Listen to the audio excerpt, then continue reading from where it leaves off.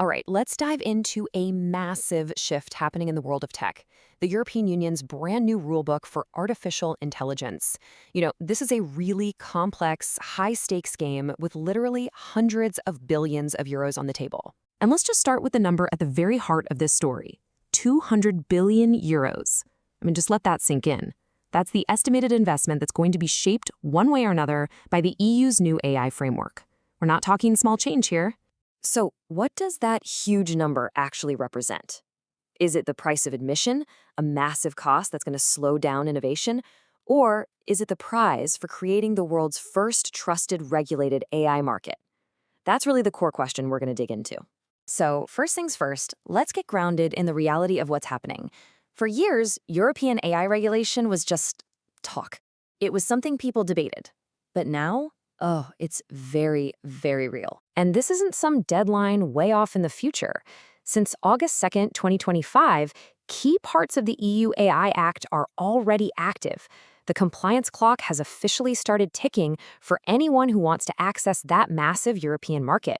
Okay, so what do these rules actually demand from companies? Well, the EU has created this tiered system, and it all comes down to judging AI models based on their power and their potential risk. And before we go any further, you need to know this acronym, GPAI.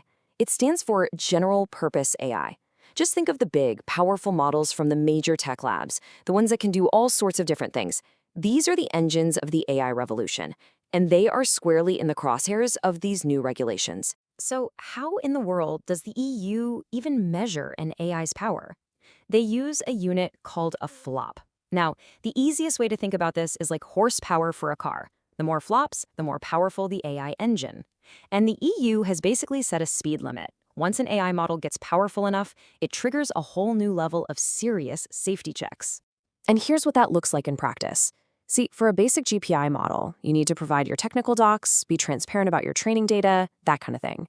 But look what happens when you cross that more powerful threshold. You're now considered a systemic risk. And suddenly, the obligations just explode. We're talking adversarial testing, mandatory incident reporting. It's a whole new ballgame.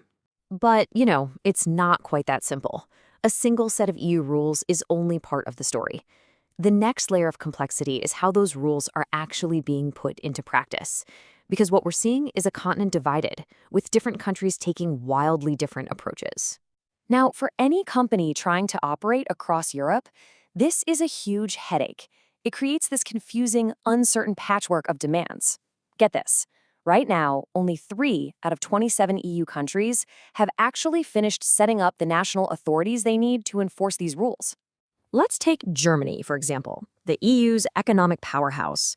They're playing the role of the cautious regulator. Internal politics are causing all these delays, creating a vacuum that their powerful data protection agencies are starting to fill.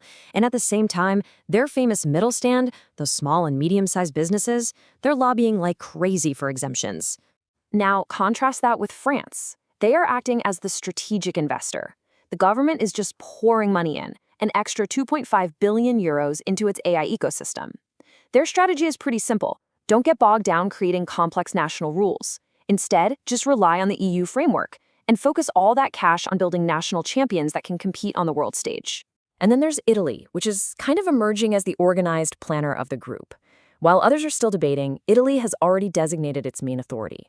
They've launched this super comprehensive national strategy coordinated by 14 expert committees, creating a clear step-by-step roadmap for everything. So all this complexity, different tiers of rules, different national approaches, it all leads to the one big question every business leader is asking. What is this actually going to cost me? There's been a lot of fear and speculation, so let's try to separate the myth from the reality. And right here, you see this massive gap between what people thought and what's real. The initial fear, fueled by some early estimates, was that annual compliance could top 200,000 euros per system. But the official EU impact assessment, it's projecting an annual cost of just over 29,000 euros. That is a dramatic difference.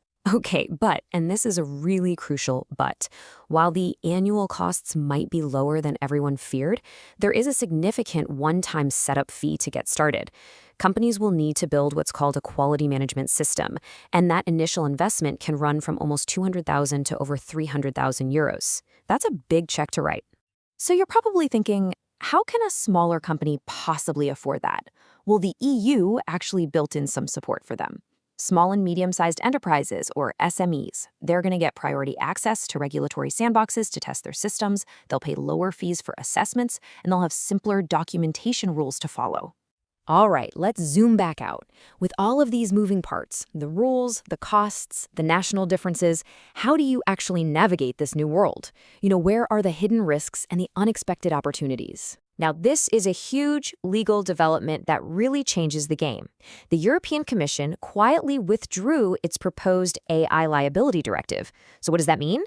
It means the main way to manage AI risk has shifted away from a specific law and moved right into the contracts you write and sign.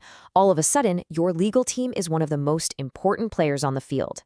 But there's another side to this coin, right? For every new compliance burden, a new business opportunity is born, and the AI compliance market is just exploding. We're looking at a consulting market projected to hit nearly $50 billion and a reg tech sector with absolutely insane growth.